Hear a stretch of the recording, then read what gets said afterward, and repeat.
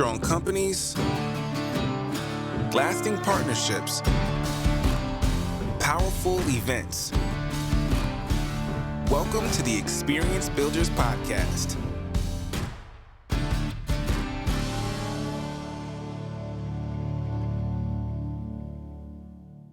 Chris, you're a traveling man. I am home for a brief window, just in time for the next hurricane here in Florida, Khalil. I don't know what it is. Maybe it's the cologne I wear these days, but I'm attracting bad weather, man. But in Orlando this week. Goodness. Well, welcome back to Orlando. What's been going on in your world? What are some of the victories you've had recently? Oh, it's been, I feel like I've been on the road for the last 3 or 4 weeks, but it's great. We were just talking at the break. We've got a target of new hires. I want to say we've made 7 new hires since June, and our number one got to get box position. We just got an acceptance on that, and that's going to be out in our expanded Vegas facility. So super happy about that. Had another, this will be an interesting part of the conversation later, but then I also had an individual who worked for us about 15 years ago. He's been a traveling lead man for a major player, and just called and said, hey, do you still have a production manager or supervisor position open? Because I said, for who? You have for the right person, we're hiring. He said, for the guy you're talking to on the phone. And I said, oh my gosh, that's fantastic. And what was interesting? I said, are you just tired of the travel? And he said, it's not the travel so much. He goes, I'm just tired of every single city I fly into, right, where he's managing a strange labor crew. He said, I'm not kidding. Almost every single job is just a mess. It hasn't been finished in fabrication. The labor teams I have are not critical thinkers at problem solving it to finishing the booth on the floor. He said, it's just miserable, and I'm just done with that. And I think that's indicative of the disruption that probably still applies, right, for our builders. And it's a labor thing, it's a materials thing, it's a freight thing. I mean, it's all those things we know that still are disruptive. But what the gods have done is shaken out a really great guy who wants a home base with us. So I think that's our second big victory. So, is that not how it always happens for you, Chris? They don't just fall in your lap like that? It's funny. Michael and I had this conversation prepping last week, and I said, it's just dumb luck, right? A lot of times our best hires, and is it really luck? Or, I'd like to think that, we've done a good job putting our brand out there, and it's a reputation that is worthy of picking up the phone and calling if you're looking to make a change. So anyway, if I look at the last 7, now 8 hires, I'd say 5 or 6, there was no, recruiting campaign or magic Indeed ad, or it really was just the stars aligning. So I think the serendipity of it is just keep moving forward and keep doing the next right thing, and doors do open. So, well, we're excited for you. And as you're obviously hiring in full swing and building back in full swing, we've got a great person on to talk about hiring who knows a thing or two about it. Michael, welcome to the podcast. Thank you. Glad to be here. Chris, let's let you do the introduction for Michael. You guys go back a little bit. What do you have to share with us about Michael McMahon? We do.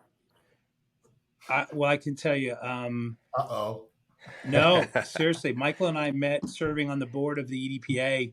And, I'd been on it for a couple of years and was kind of a passive participant on the regular board. This new guy from Boston had came in. He had great ideas. There was kind of a what work session with about 24 business leaders at an EDPA annual conference, and I just loved everything Michael said. And I was running a small table and running a whiteboard for people, and we presented our findings. And Michael came up and he goes, God, I just agree with everything you're saying. And I'm going, man, I like this guy, not just because he agreed with me. Michael's got great energy.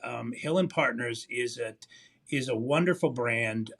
They really are an agency, not a Johnny-come-lately agency, but they've always led with strategic and creative. Michael's a great leader. They have a great culture.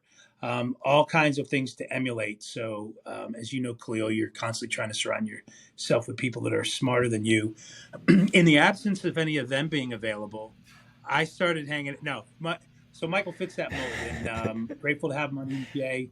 He's become a great friend. We don't, as he said earlier at the break, it's not like we're doing a lot of work together. He knows we're available if he needs us. But another great thing I admire, he's fiercely loyal to the vendors that he has and that help bring him to where he's at, and totally respect that. But as a leader in the workforce development effort nationally for our association, he's also a great guy to talk to as an owner struggling with all of the rehiring and training and onboarding issues. So I thought he just was a perfect candidate to get for this episode.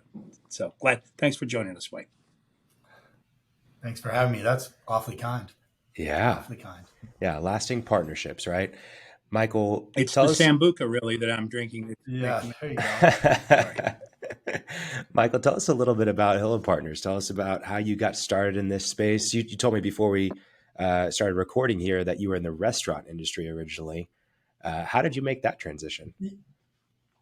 Yeah, it's kind of interesting. So I'm I left college mid-college. I'll communicate it that way. And in that process, I ended up moving into the working world and found a position with TGI Fridays way back when, and then went through their process. It was the first time I had really worked with a national organization that had systems and processes. And I have to say that I had my own challenges with that because I was, kind of a free thinker. But that beginning led to this real interest in the restaurant business, this idea that at the end of each day, there was a scorecard on how you went and how you did things. And I really just had a natural sense to see the whole field in the restaurant business. I understood how everybody worked together. I think I had an interest my whole life in being around people and teams. And then I saw myself enjoying leadership positions within those opportunities. Over a period of time, in any industry, you get to a point where you look around and you could say, I could do this for the rest of my life and be successful, but what else do I want? And I had had a little inkling of this industry through a show management opportunity I had with a friend. So I used to take my vacations as a general manager in the restaurant business, and I would go be a show manager for a show called Macworld Expo in the early days of Apple. And so I'd fly to Boston. I got to see my family because I lived down in the Carolinas, or I would fly out to San Francisco. And my favorite part, having had an interest for architecture my whole life, was these show floors and this concept that these brands would show up in a place, in a space, and be dead on brand. And then my role was to help them make that go smoothly. That was my role as a show manager, was to solve problems for them while they did all their stuff. I'd be lying if I said I saw the whole landscape. It just felt good. It really just felt good. And then all of a sudden, an opportunity came to move back to Boston. I was working for that show management company. They took me on full time, but I still had this yearning or interest to be around clients and customers, brands and the people they wanted to influence. And I just love that whole thing. So rolling fast forward a couple of years, I got an opportunity to go work for one of the bigger firms in our industry. They were called Exhibit Group Giltspur.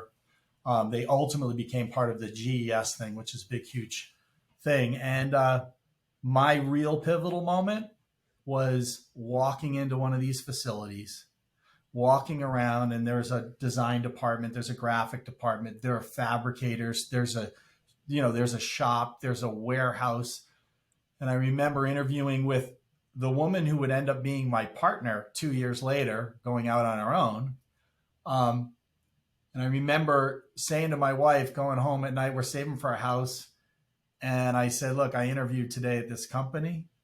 I don't know if she's going to hire me, but I'm going to work in that building within 30 days. And my wife said, what? And I go, all my people are there. Because that is one thing I've always been interested in, people that are passionate and interested in what they do. So I had just as much fun talking to the guy that ran the warehouse as I did meeting the vice president of the organization. And so I wasn't really a climber that way. I just wanted to be around amazing people doing great work. And man, did they do amazing work. So it's kind of a long story, but I was hooked before I really, really did any real work in this space, if that makes sense. I was just hooked. And then every chance I got to, go out to a show and help a customer and, rely on so many skills I had learned in my life and transfer them. And by the way, the hospitality industry is a wonderful place to start, isn't it? Because you don't get to choose your customers in a restaurant. When I was a head bartender, you don't get to choose those people that sit at the bar.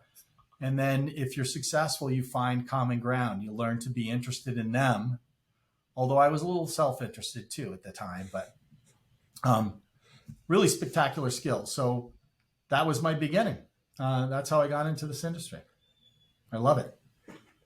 Thanks for sharing that story. So interesting how many great people come out of the hospitality industry and how many lessons it teaches for any trade that you go into after that. It's truly special, and it gives you a different level of respect for the people that serve us in restaurants on a daily basis. So you've been in the industry for almost 30 years now, is that right? Yes. And so how did you get involved with the EDPA? And for listeners who maybe aren't aware of the EDPA, let's do a little plug for that as well.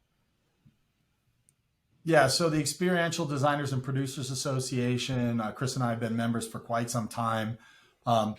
Chris longer than me. I think the way that I got involved in the EDPA is that I finally got to a point, which I was striving for, where there was some space in my day-to-day life as an owner operator of a small business. And I had some experience with coaches the 3 years prior to joining the EDPA. And I had evidence that if I got outside my own head and I had some outside influence, some really good stuff happens. And I had never, again, if you remember, I'm that guy sort of left college. So I never really got that whole idea of the circle of influence and being around people that are thinkers and dreamers, and the idea of a rising tide raises all boats. I was hard work beats talent when talent doesn't work hard. And by the way, I have no talent as a student, so I'll go out there and I'll be talented elsewhere. I'll learn to be talented. So you fast forward, and I want to say I am 16 years into being. I am now the principal of my own organization. I bought out my partner. How can I get involved? And so I went to my first EDPA access, and I was hooked like hours in. It was a replication of that same experience I told you I had nearly 18 years earlier. I was like listening to these people talk. I walked around. They were engaging. They were interested. And we were colleagues. They were in the profession that I was in. They were slaying the same dragons.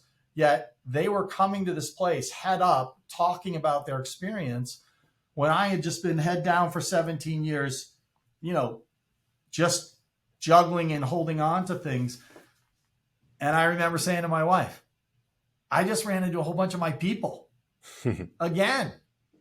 And then it was very, very quick for me. I got involved. I got my people there because I thought it really validated a career that can sometimes feel isolating because there's so much pre-planning for what we do.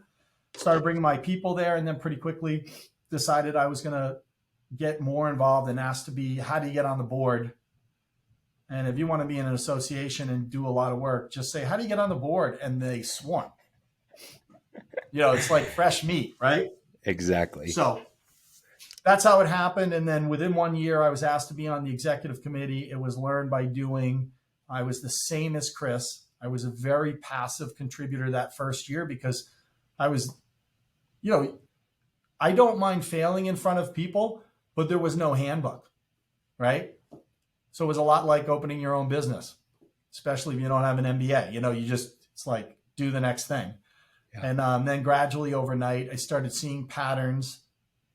And I will say something that I'd like to share that I think is really interesting. And this may just be me. I say I'm a slow learner, but there's this thing that you do professionally in life where you model other behavior and best practices. And then I think there's a point at which you've done that and you either are having results, but you're not fulfilled enough. And then all of a sudden you go, you know what? I think I'm going to trust myself. And then you start offloading the things that you're trying or attempting to do that aren't true and genuine. And then you hopefully, at least for me, you say the things that you stand for and that are important to you out loud. And the EDPA has been a great place for me to attempt to enroll other people in how I see business.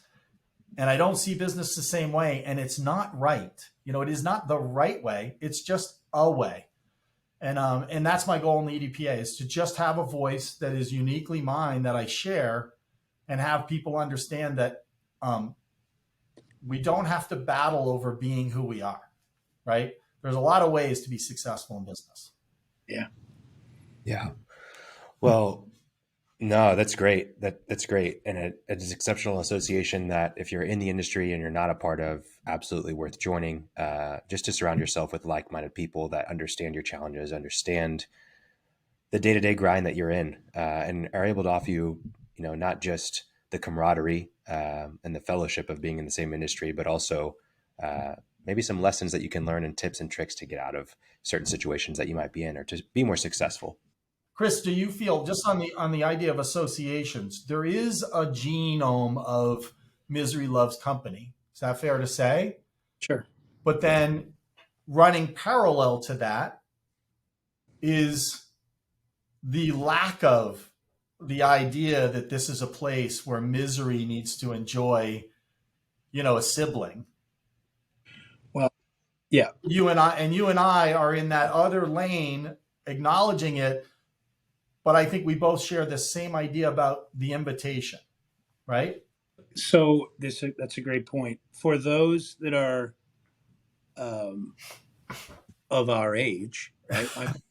If you've been in the industry for 25 or 30 years, you remember how many of us came into the industry, and there was about 5 or 6 exhibit system manufacturers, and they all had either dedicated or fairly exclusive dealer representatives. And the tribe or the community that you were part of was the brand of what that exhibit manufacturer is. That is no longer how our industry is. But my point is, we would go to the annual manufacturers meeting, and you'd see all your other dealers, and you'd see your friends, and the energy you left with kept you going for 3 to 4 months, and it was amazing. So the market's completely flipped.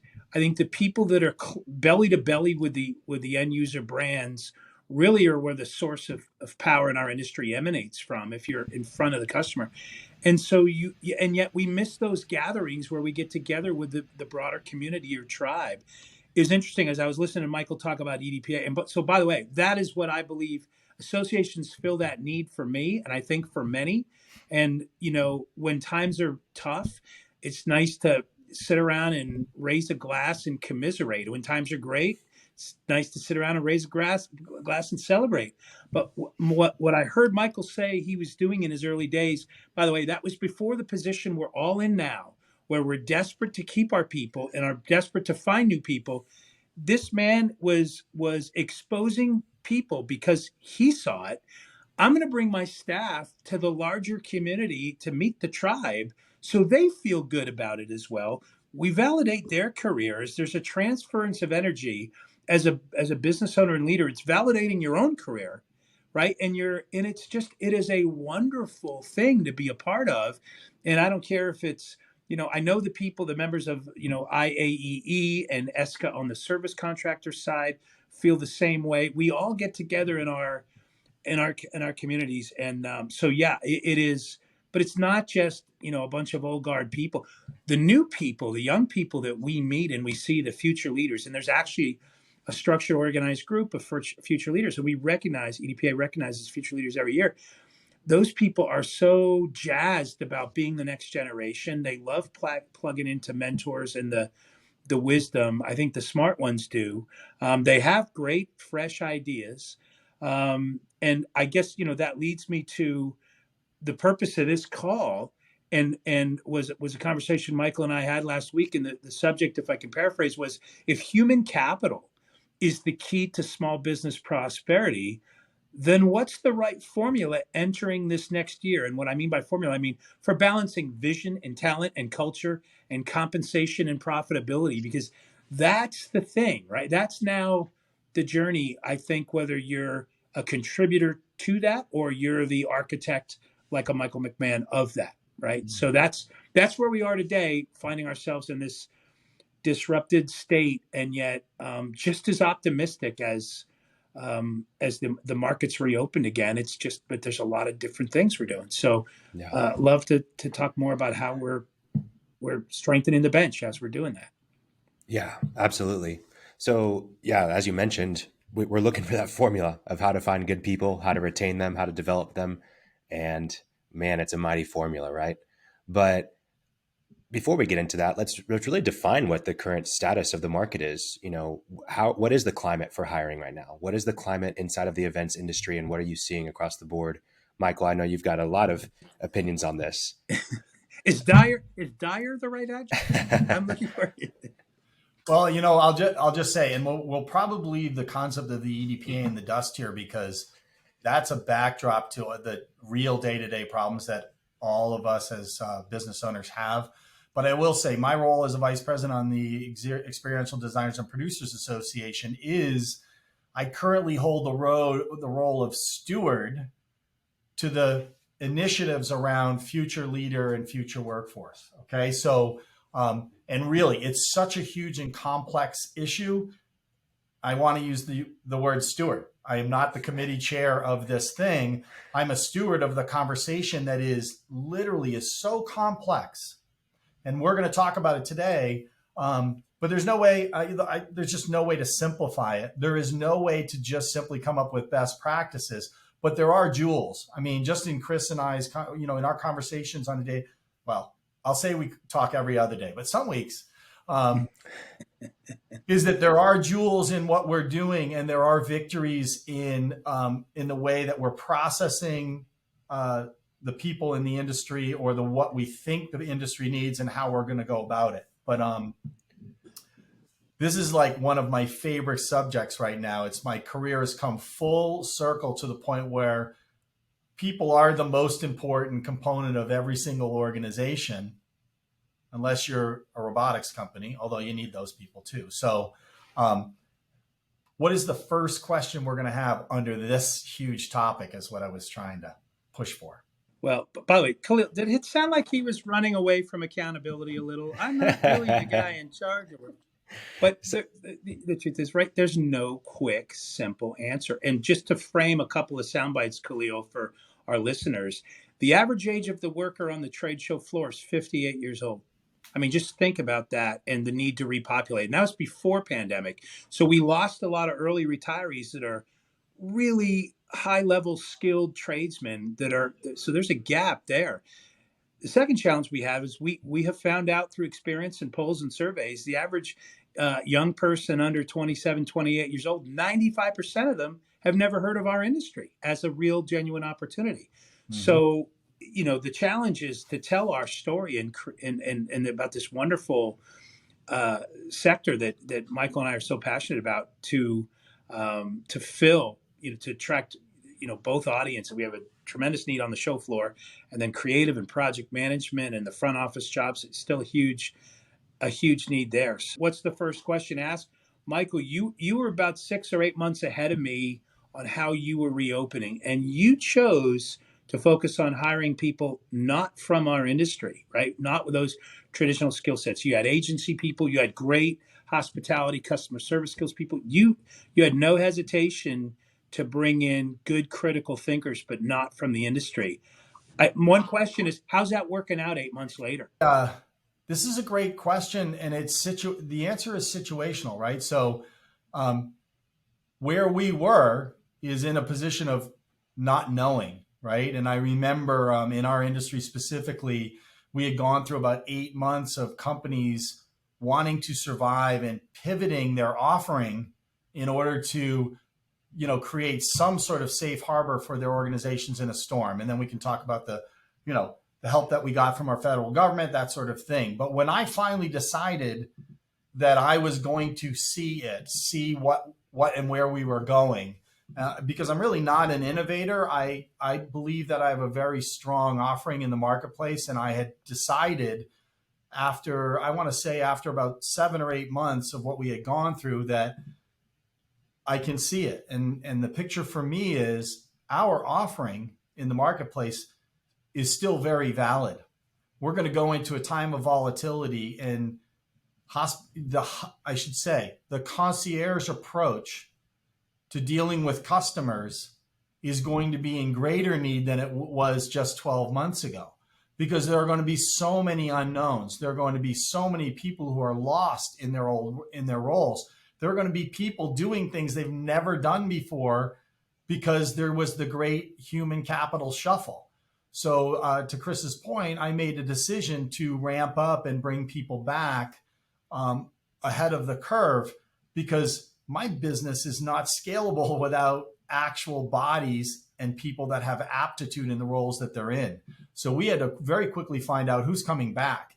And the sad news was 1 out of every 2 employees I had chose not to come back to Hill and Partners, not to come back to this industry, because it became an employee-driven market, and you could go out with a resume and sell yourself and transform your life. Great volatile opportunity for people that wanted to transition in their careers, make changes.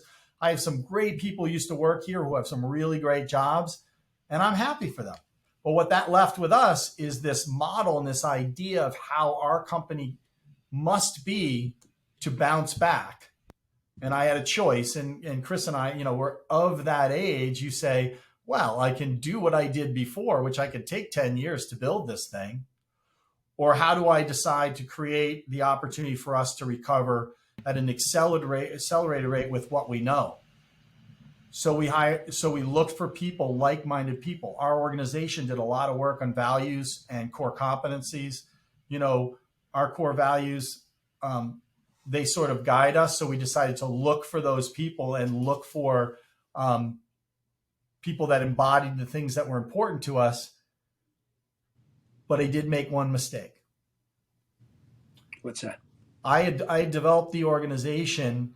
My philosophy around my organization is I wanted to be able to bring myself into my company at any age and support the success of me at that point in my life. So that's how I look at my organization.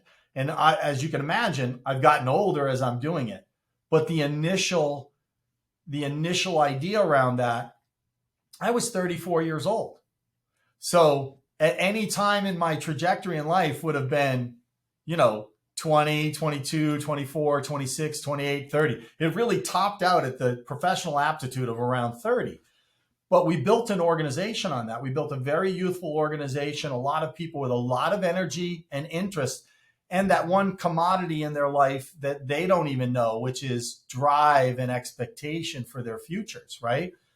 So I subconsciously employed the same approach in the reboot, and we made I made some errors because I was the gatekeeper, and I hired some very young people. I hired 5 or 6 or 7 people with transferable skills. And when I say young, I should say people new to their business life, their business career. So in that particular case, for me, it was chronologically youthful and 1 or 2 jobs experience and not a lot of experience. Well, if you imagine you're in the developmental phases of your career, the market's volatile, and it's an employee market. You get the same sort of safe harbor in a storm approach to a career from a person who's new in their career as you might with someone who was displaced at 40 years old. Does that make sense? So I thought there was safety in hiring some young people that we could train. We had great success. I had people that were here for 10, 15, 18 years. I had legacy employees.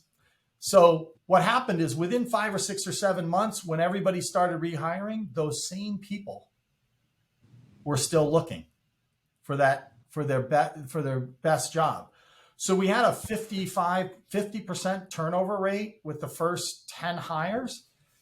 And if you can imagine, as demand ramped up, that was quasi catastrophic, because you can take the time frame those people were here. Although I don't really worship the dollar, you could put a price on what it costs, and there was zero return from the effort. So huge shift. I want to say somewhere around August of 2021, I decided we're going to change the way we do it. We're going to look for the right people, and the right people share our values, but not the idea of our values. They've actually experienced challenges within their professional career that had them come back on, wow, I want to work with people that are authentic. I want to work with people who have integrity. I want people who have a work ethic.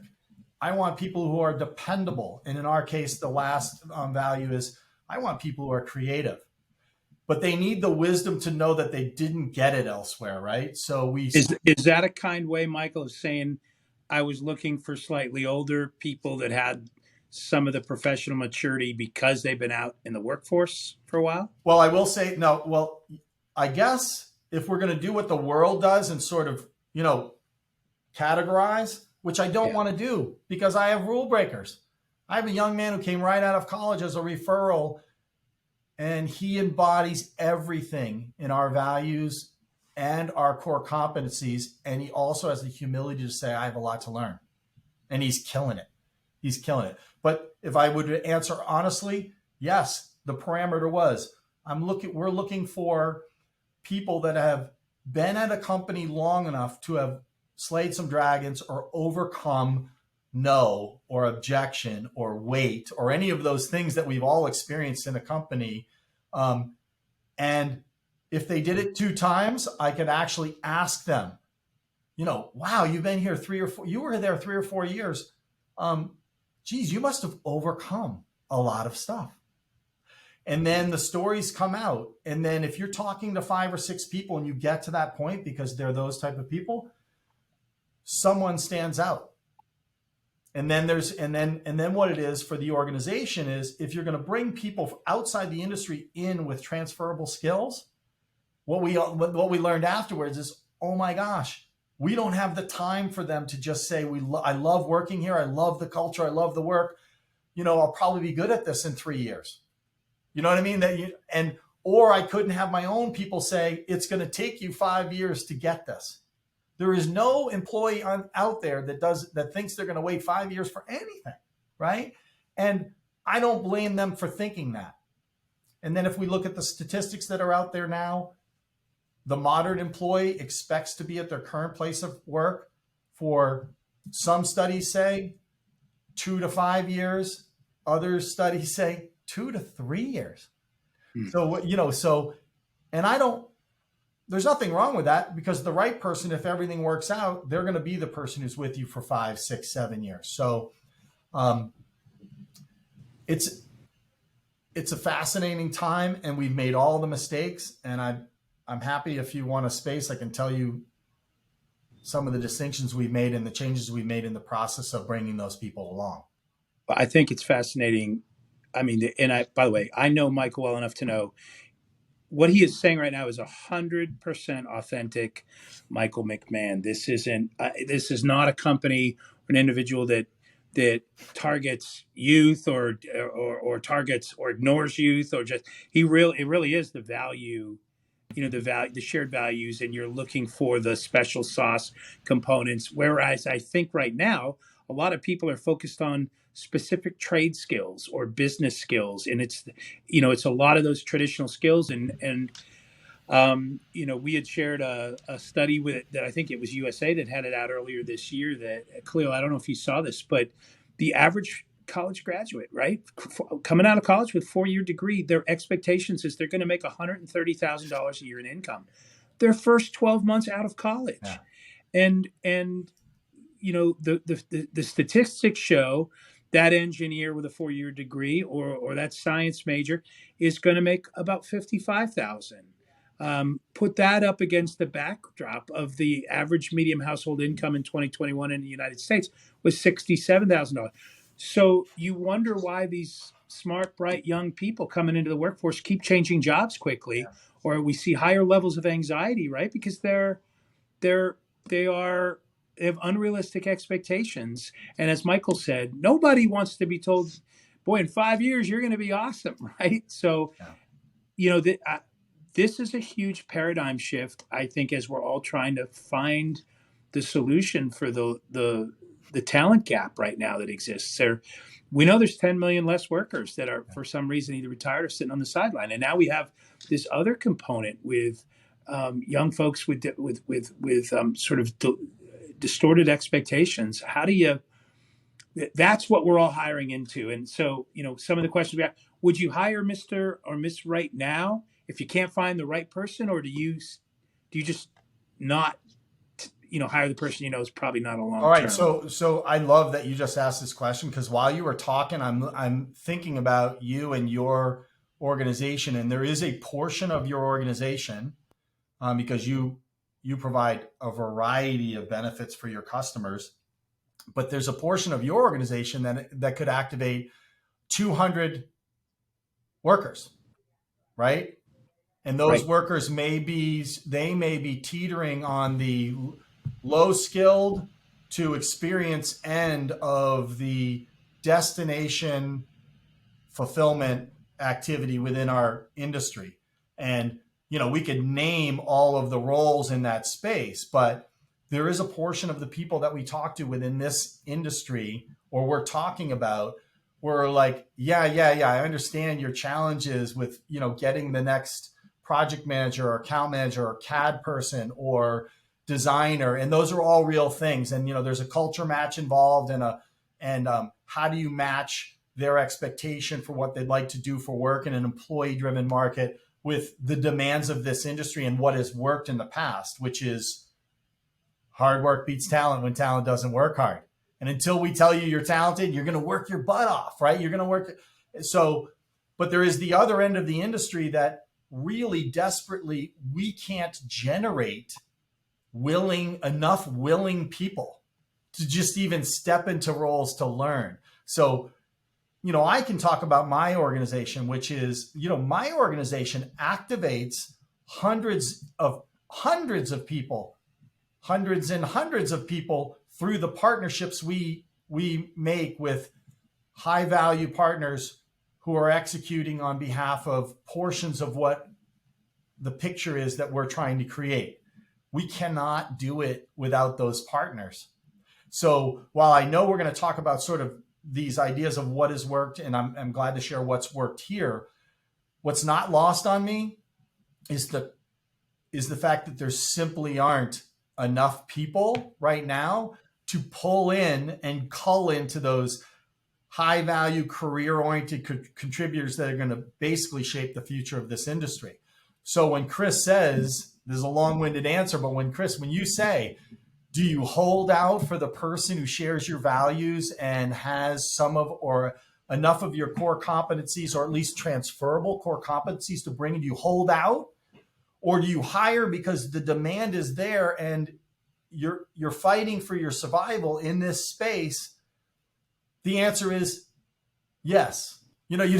Right? There's some people have to make the decision that I need to settle out of court for the coin toss that I might be able to move and inspire this person who isn't a fit right now to do the things that I need them to do and hope that they stay, while I'm simultaneously doing my full court press on literally voicing and imagining what's possible for this high value candidate that I totally believe will find their own pursuit of happiness within this space, right? So yes, companies are doing both things. I think the real challenge is we have to be disciplined about the investment we make in those two types of people, right? Because you have to get a return from the investment in people in your business or it's not going to make it. So if the investment in your people doesn't give you a return in a short period of time and they don't plan to stay anywhere for very long, small businesses like mine, and we're small businesses, we can't foot the bill to train the next generation of workers. So, but we have to do our part, right? I mean, we are now training organizations, whether we like it or not. So and Chris hears me say this all the time, we all have to learn to do less better. We have to decide, I'm not going to come up with a way to train or develop our future workforce. There's things that Chris knows about employing people and motivating people that I don't know.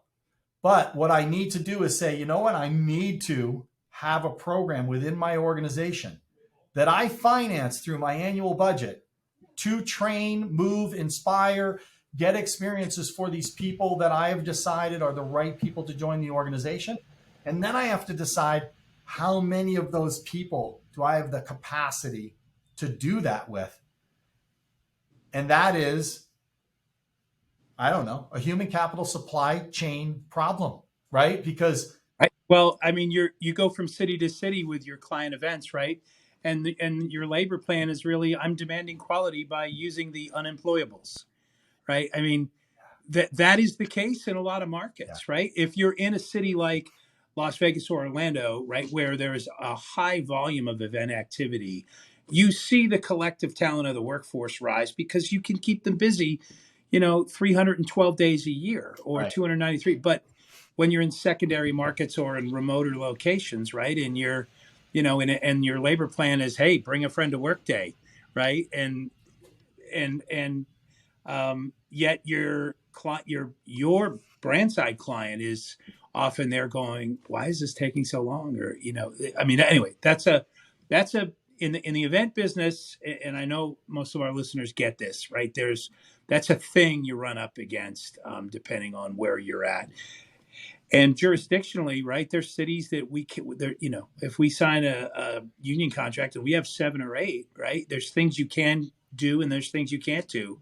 Well, how come you could do this in Orlando, right? And by the way, then you're bringing in a bunch of new outsiders to your company who there's a whole learning curve of them understanding that. So, I mean, that was one of the questions I was going to ask you, Michael, is when you've obviously got your training and your onboarding for anybody, but for new people not from the industry, do you spend much time educating them on what I'll call industry training and not necessarily Hill and Partners process training? Yeah. So it's interesting because we're going to revamp our, so we have a thing here called H&P University that we started in 2011.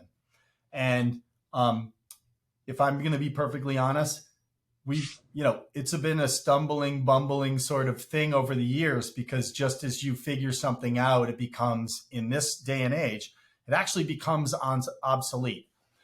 Not the principles of business and the way to interact with people. I think nothing's changed there, right? It's technology. It's how people learn. It's how they absorb information that has changed so much. And usually a business that isn't in the training business, right? We're in, we create spaces and places completely about our clients' brands. Nothing in our statement says, while we're training our people to do it, but we've never been in a situation where we're flying. I mean, my company, we fly a pretty well-appointed, well-designed aircraft that we're rebuilding. You know what I mean? So the expectation with our customers is, are you the same as you've always been? And that was the promise we wanted to deliver on post-COVID. We have completely different people. So we had to come up with a strategy. You can almost think of sports. If you don't have the star player that can go one-on-one with their star player, you have to come up with a way to manage that experience on game day and be successful. I would say their star player is an experienced person who has a high expectation. That's a brand manager, a senior marketing manager, the CMO, the sales director. We serve clients, and those clients, they have brands and expectations. If I don't give them the team that is an extension of their own team, which is what we promise, our people become your people. If I don't give them that, then I'm in trouble. So how do I give it to them? I actually have to invest in more people and more touches in the transaction so they don't make their decision on a single interaction. And I have less. So if Chris and I work together, he's not going to make a mistake in front of a seasoned professional on any subject in our industry. And he also has earned the respect in our industry to choose which information to focus on in that dialogue. That takes experience, which you cannot Google. And by the way, you cannot train it in 90 days. So our training program here, which is H&P University, we have decided to do less better. We have literally mapped out the first 90 days of employment with our people as if we were teaching them to be fry cooks in a restaurant. It's that simple. And we have reduced the activity that they have to execute or be able to execute at the end of 90 days to be a measurable contribution to the work we do. So instead of wanting to infuse them in a shorter period of time with all the insights and understanding about the industry, which is impossible, right? We have decided, wow, we have to teach this person how to make a timeline. We have to teach them the impact of a calendar, of holidays, of demand, of PTO liability, of client holidays, of client industry. We have to teach them all those nuances of creating a timeline that is part of what you do when we say you need to make a 3-month timeline. We need to teach them that the 3-month timeline can be 4.5 months if they see all the minefield, right? So, and at the end of 90 days, what we want to say is, do they know how to have they learned how to estimate projects? Have they learned the verbiage within our industry? Do they know what it means? Have we got them out to a show and who walked around with them? Because I believe in tribes. If you walk around with a salesperson, you get the salesperson's perspective. If you walk around with a salesperson, then a project manager, and then a designer in one day, you'll get a lot of information. Then we have to mine that information for what actually stuck, right? So you're actually counting on because one of the questions I was going to ask you, are you hiring a fixed cost, non-revenue generating manager to onboard these people with that training, or are you using your critical people in the process, which, by the way, then reduces their productivity level, right? Because they're now training and coaching. Yes. So, and this is where I always say I'm just a guy. So I am not on this phone call to say this is how it is, but this is what I believe. So I have an aversion to big business solutions for small business. So hiring someone to create a training program for my organization, by the way, if I had the right person, in other words, again, if I found the right person who was going to be a student of what we do and who was going to be interested in what we do and then was going to create a plan that worked for where we are in this time in our industry and our economy versus someone who loves to be a trainer and loves training programs, those things don't work. So I had to pull my people in and go, listen, the brain trust of this organization, the genome of Hill Partners, exists in 13 people. You are the leadership team here. And by the way, we told them that when there was only 22. Now there's 36 and we're on our way to 45. We're hiring. And those people all activate hundreds of people. So these are they're practitioners, designers, CAD people, but they're also project managers. They're also account managers.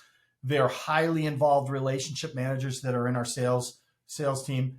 We had to tell them, there's no way to offload your collective wisdom about who we are to someone else, have them work with these new people, and then give you back a product that you'll be satisfied with.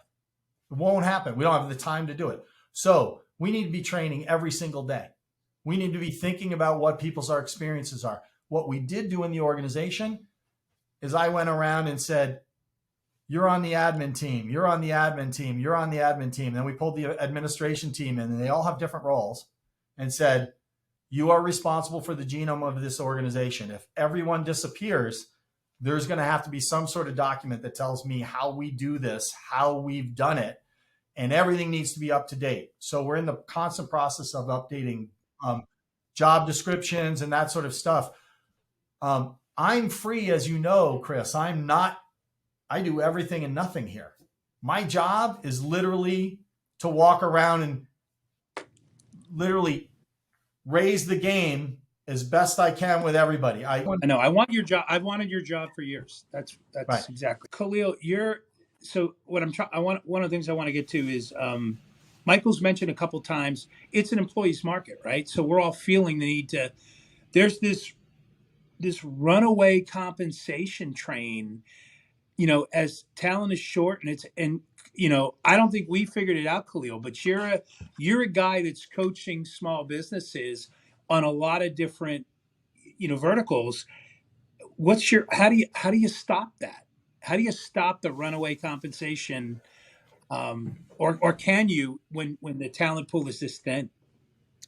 I think you guys have alluded to a lot of these things already, but I think that hiring for values is always key, not hiring for skills. Once you start hiring for skills, you kind of lose that game of being able to keep people at certain compensation levels or at reasonable compensation levels. I think when you hire for values, you can find the right people that want to be there for the right reasons. And you're able to make an impact in them by investing in them as people. You're able to care about who they are, about their family, about them growing in their career, about getting them to the next steps in their career. And when you can do that at a real level by having these, development practices inside of your company, investing in your culture, people see that. They see that their work is more than just a paycheck. They see it as meaningful. They see their work as making a difference. And when you're able to give them challenging work, right? For people that are coming from maybe a hospitality industry where, yeah, it's challenging, but not in the sense of problem solving that is helping me grow my skills. It's more so just dealing with customers that are angry or whatever it is. If you can bring people from that industry and show them, hey, here's a really difficult problem that's going to require some critical thinking. That's whenever I think you're able to show challenging and meaningful work to somebody that makes them want to come to work and solve the challenge for a client. And when they can see that, not just in a 5-minute span, I was able to solve a problem, but over the course of weeks, we had this long timeline and we were able to achieve this goal and the client's thrilled. There's something about that keeps them around. And yes, you probably will have to pay them more. That's part of it, but you're not going to be going down this, rabbit race to the, bottom of let's just pay whatever they want. Because if they're only in it for the money, that's not part of your values. Yeah. And so you shouldn't be hiring them. Well, I had a follow-up question, and I think you answered it, because it was really, is there some sort of culture model that neutralizes the overcompensating? And I think you just hit it. I like the hiring for values and the lifestyle quality enhancements and family time and offering challenging and meaningful work. And I've heard that from a lot of the young people that we interviewed, is they want to do work that matters, right? They can only get so excited about applying miles of Velcro to the backs of graphics, right?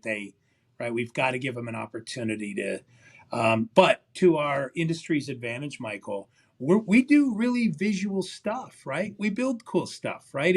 You get to see it. And that, I think that helps make the work mean more when hey man, in 9 days, we built this shopping mall, out of recyclable stuff. And then we get to tear it all down and reuse some of it and do it again. And something looks completely different. And there's a fun factor for that. Although, it's hard work. There's no question about that. I have one thing to add about this whole idea of the cost of hiring. If we're good people, if there's 14, 16% inflation in 2 years, and that's a real thing, and we're all willing to say that that's you print $10 trillion, there's going to be inflation. So being the person in the mix that just simply says, I can't do this to my customers. You only have a few moments in time to do this to customers. And it is not 2 years from now. So if that makes sense, in other words, if you don't value your offering based on the value of the dollar today, and you're basing it on the value, I would just say to someone, well, if you're going to do that, if you're going, and this isn't me saying that there'll be impact, Because if you don't sell on value and you just sell on price and you just raise your price and no one knows what value you provide, then they can go like, why'd you raise your price on me?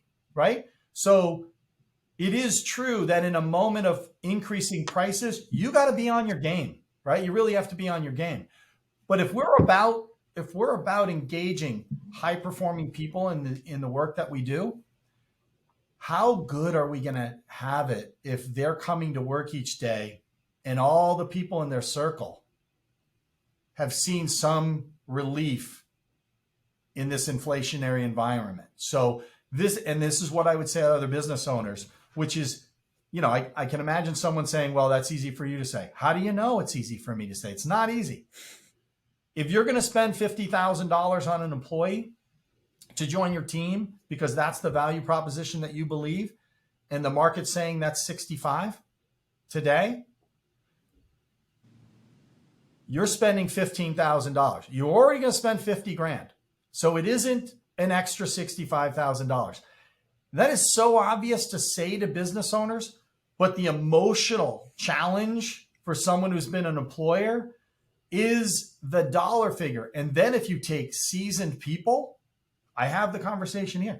You know how much I made when I came on and I was a project manager. And then when I have to go like, okay, what was the value of a dollar in 2005? Right. And I walked 4 miles to school. I ate dirt for lunch and I was grateful. Yeah. So part of that job I have, I walk around. I'm the owner of the company. I'm not saying give people whatever they want, but don't live in a place and a space where what you want to accomplish is impossible. And also understand that we are not huge employers. So that project manager that you bring on and you pay them 20% more than you thought the job was worth, I'll just give the math. If it's $60,000, it's entry level, I don't know what it is, and then 20% more is whatever, for $72,000. If they bag out of your organization in 90 days, you spent 15. Yeah. So I was going to ask you that. So what's the real risk, Michael? Is it half the salary? Because, is it really 6 months? Is it 3? I mean, do you have an internal, sort of an unofficial litmus test of, I'll know by. Yeah, I definitely know that. And you and I know. So the thing we love about this industry is the diverse talent.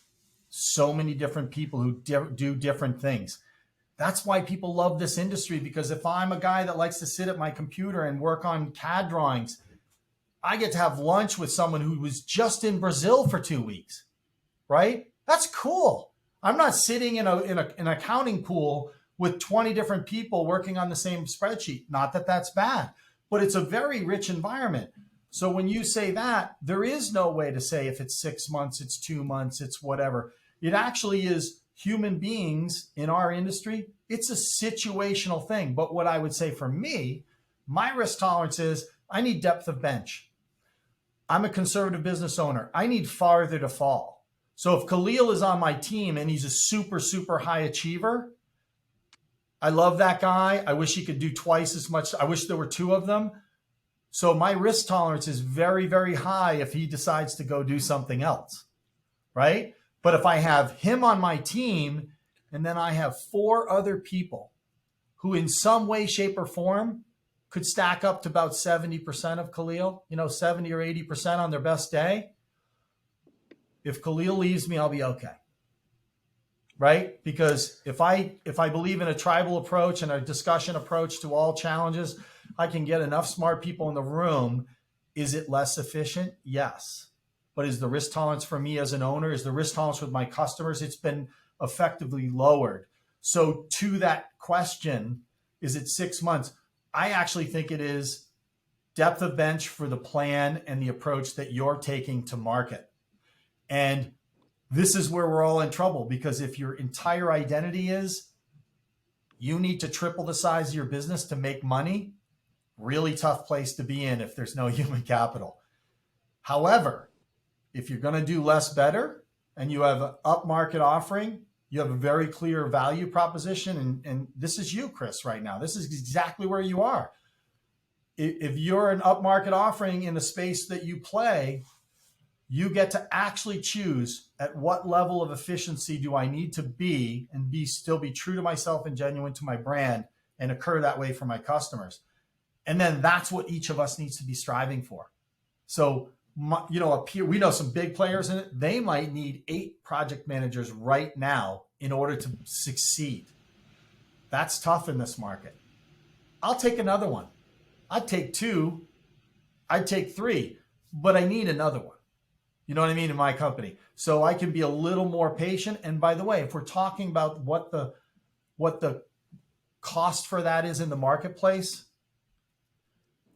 don't I have a little more latitude than if I had to do that with 5 or 8 people? Suddenly $15,000 with 8 people is X amount of dollars. If there's a high attrition rate of 30 or 40%, I really got to say, wow, my risk is 100, it's 100, 150 grand.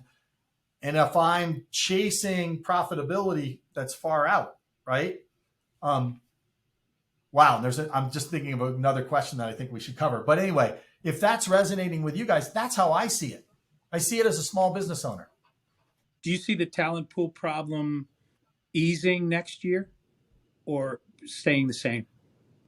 All right. So if you're just saying the global talent pool is not going to... let's call it the North American, because I know there's a lot of different economies. Yeah, but and again, we've got an election that's, as of tomorrow, we're all going to have a different outlook on the political climate, but the economy is, inflation is real. It doesn't go away overnight. To your point, you don't push $6, $8, $10 trillion into the market and not pay for that. That doesn't resolve itself overnight. So, but do you see? I don't think there's going to be an enormous amount of new talent entering the market, but is the I don't know, maybe some of the people on the sidelines are going to have to come back because it's back to a 2-income world, no question about it. But do you just see the competitive nature and the frenetic pace of trying to fill positions easing in the next 12 months? All right, so I'm going to try to do my best non-Michael McMahon answer to this because I can be so verbose. So I'll give you 4 or 5 things that I think are a factor before I answer it. One is, I never wanted my business to be political or politicized in any way, shape, or form. But we are in a time in our country and globally, so we're experiencing fundamental transformation, right? And fundamental transformation costs a lot of money, right? And in the process of fundamental transformation, I'll just pick one sector, energy. When you want to fundamentally transform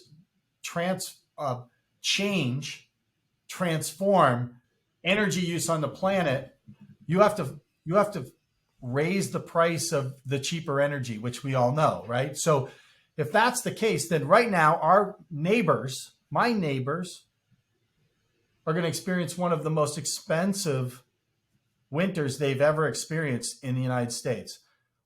So you just mentioned double income household. So there's going to be a mad scramble for a better job, more money, whatsoever.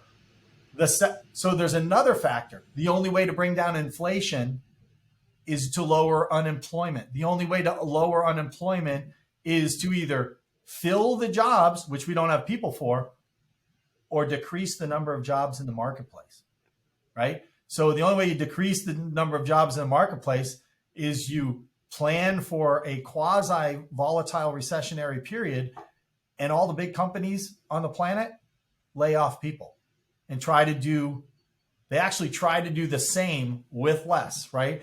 And then the chain reaction will happen. This has happened before, but this is a very unique time.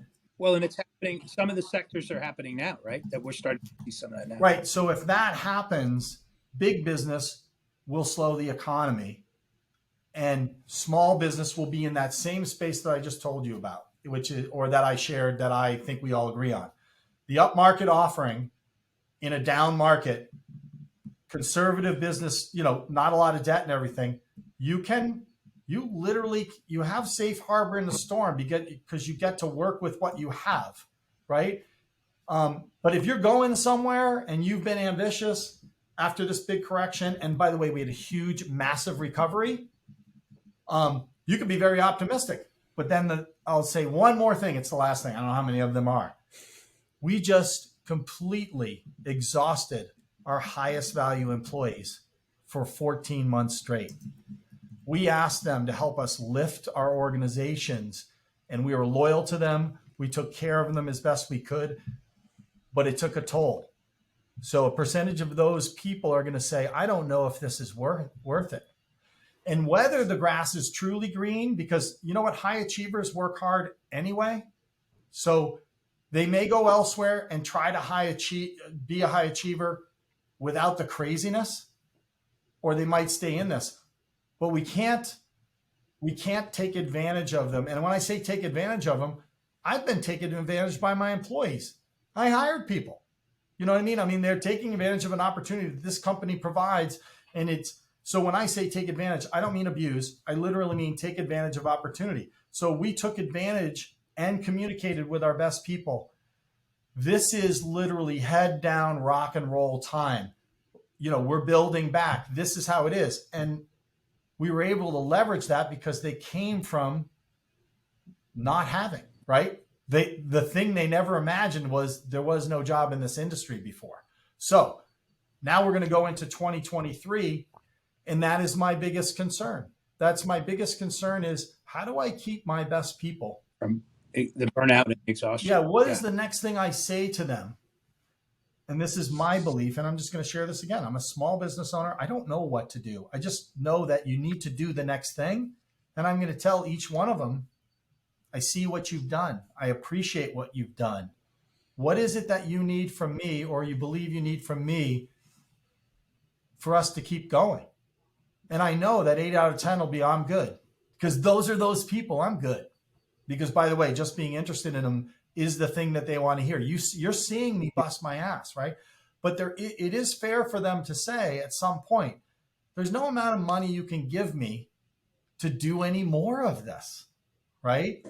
And I wouldn't blame someone for saying that. So I think what we're going to have to do as small business owners is we're going to have a plan for Judy, a plan for Jim, you know, some sort of thing for Mark. And that is not a big business solution, right? If Judy has 3 kids and her husband's in the military and he's going away, we can't be telling her, well, you know what you signed up for, right? And then we have to be prepared to say to Mark, you're not Judy. You know what I mean? Like, wait, what's that? And I've always had to do some of that, but I think we're going to have to do more of that. By the way, while we bring new people in the industry and we want to say to them, don't look at this. This isn't how it is. Because you don't have the same latitude as this person who's been with me for 10 years and we've slayed dragons together. So it is super complex. I'm sorry if I make it more complex, but I think there's a lot of opportunity in a volatile marketplace, even with human capital, because people are going to want to go somewhere where they're seen, appreciated, they see opportunity. I think you buried the headline 42 minutes in, right? Here it is. We just completely exhausted our most high value employees over the past 14 months. That is, for the listeners are going, absolutely true. And yes, the fear moving forward is that. By the way, you weren't Michael McMahon. You were channeling Art Lafferty, the economist, and Paul McGinnis, I think, as you were answering, the American Paul McGinnis version. So, and I had this is a good follow-up question. I had a list. Are you seeing, I'm going to call it PRSD, pandemic-related stress disorder, in your workforce, in those high-value people? Maybe it's, and what I mean by that, Michael, is and maybe it's not in those people, but it's a lack of focus, a lack of ambition. They're more sensitive about things. There's a demand and an ask for more flexibility, even in ways our industry just can't be flexible. So are you seeing that as a sort of the residue of the 2 years? So I love that you asked me this question, because I believe I have a perspective on the lag. So we serve brands. We, in the last couple months, have taken brands to a location around the country. And actually, we actually have 2 people in Frankfurt today. And we have talk to customers who just took their first trip. So the answer for those people, since the pandemic. yes, since the pandemic, which is that's a significant lag, right? That's unbelievable. So to them, the fog, the disorder, whatever the acronym is, they're in it. For our people in our industry, the people on my team, it's gone. It's been gone for about 3 or 4 months. We are back to exactly where we want to be. And even as we face some, the blips per se. So actually, this is funny, Khalil, because we were talking before this started about sort of our, children and catching things.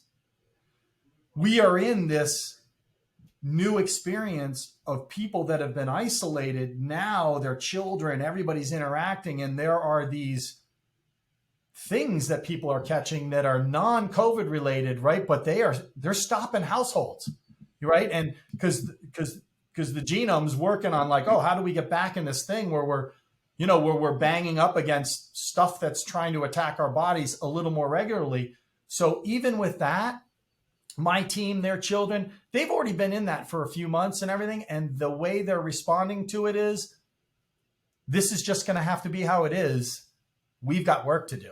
So I'm super, super grateful for that, because don't we learn from the people around us how we should behave?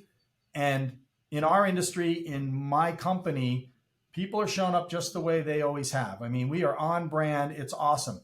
But I do know in certain verticals that we work in and with certain brands that we work with, there's a significant lag. And most of it is like medical device, it's in the areas of companies that are in medicine. And I'll say one other thing that was a benchmark today.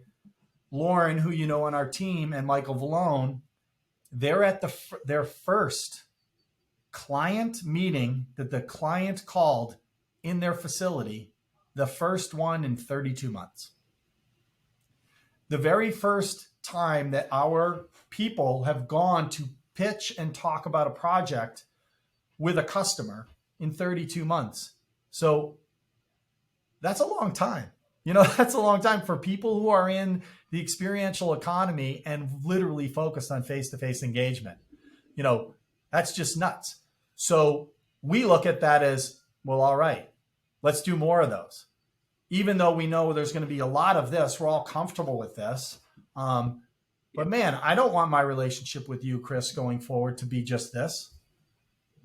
I don't think our clients do. I'm a good hugger, yeah. Right? So don't want to miss out on So that. I have a tendency to go all over the place because I just feel like everything's connected. So I hope I answered the question. Khalil, makes sense for us. What are the highlights you're hearing as we're sitting here talking about good hiring, and it's not just our own practices, it's finding good hires, and then the people development in this weird, different time. What's make sense of some of this for us? What did you hear that's worthy? So much, and it is all connected. You're right, Michael. I think some big takeaways that I have from this conversation are that you need to do things right. Like good business practices always apply, even whenever there's not a shortage of talent in the industry, even when you're having to become a training organization, good business practices apply. You have to have empathy for your employees. That's how you're going to be a differentiator as far as an employer. That's how you're going to truly find the right people and develop them into people that are going to be a valuable resource for your company and for your clients. You're going to have to increase prices, and that's just going to have to happen across the board.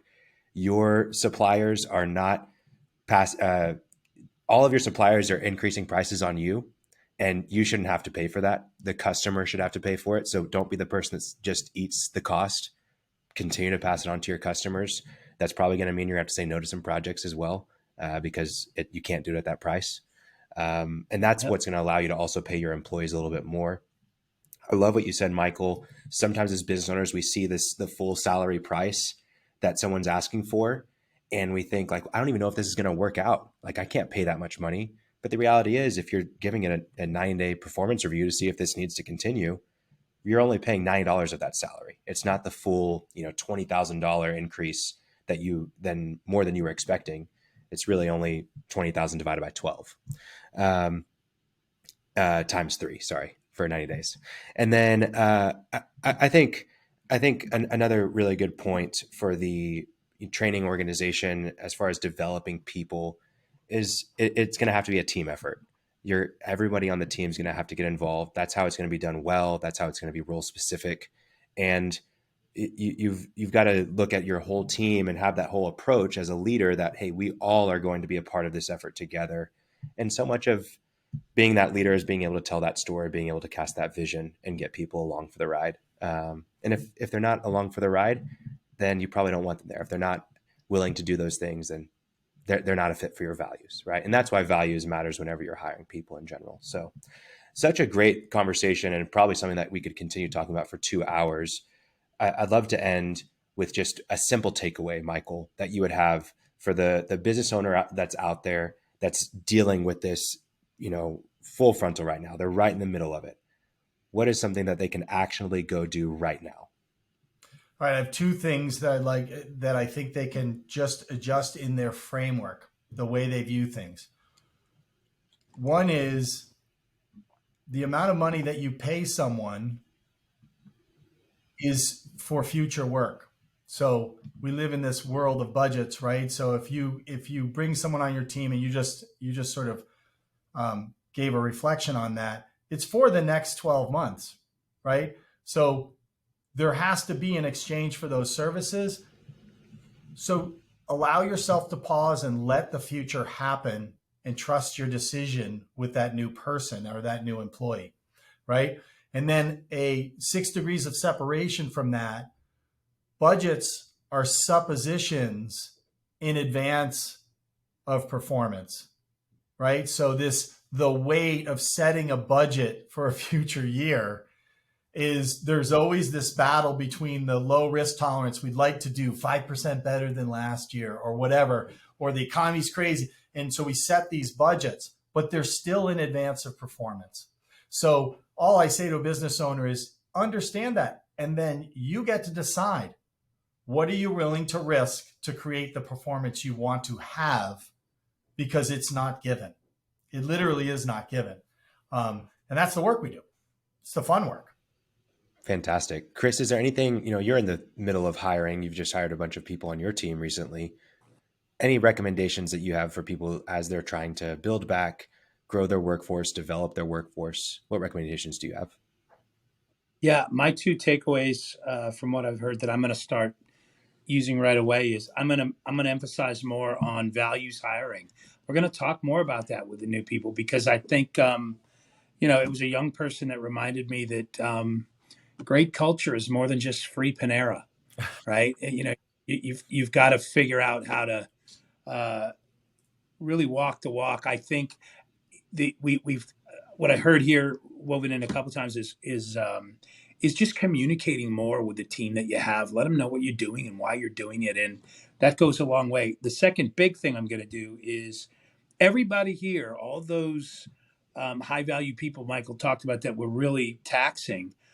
They all want the new person and to come on and know that they will be a help. So I need to get them more invested in helping onboard and train and get those people understanding that this isn't us abdicating training. It's me acknowledging the great team that we have, and that's our best, exposing that person to daily habits and going out to show site with the field operators and a week in the warehouse with the WareOps team and shadowing project managers. There's just no faster way to onboard people than total immersion, deep end of the pool, swimming. And so I want to make sure my team, and then reward them. We've got to figure out better ways to do, camaraderie and fellowship stuff that shows them how appreciated they are for helping with that. So that's what I'm going to start next week. So thank you all for that. This is great. I could do this for hours, because when I listen to you, it sets off other thoughts. It's crazy. I've been told I'm like a rich piece of dessert, Yeah. Michael. After a few bites, you might think differently. That's great. Well, I hope that listeners have enjoyed this conversation as much as I have. Thank you both for being on. Michael, we're definitely going to have you back to talk more about how you're continuing to grow your company and grow your people. So, Khalil, one last word. We talked about EDPA in the beginning. Just a quick shout out reminder: the EDPA Access Year End event is coming up. It is going to be Tuesday, November 29th through Thursday, December 1st. It's at the beautiful La Cantera Resort down in San Antonio, Texas. Great keynotes lined up. We've got record attendance, record sponsors. The best minds in the industry are going to be there. So if you haven't registered yet, come out and plug into a lot more of this. And I have Michael McMahon's credit card, so we'll make sure that you get a free adult beverage as soon as you arrive. Perfect. That's great. That should be a fun event. Thanks, guys. Thank you guys so much. See you around. Appreciate it. See you on the next episode, guys. All right, thank you. Peace. Thanks for listening to the Experienced Builders Podcast. Check out our website in the show notes or visit crewxp.com to learn more.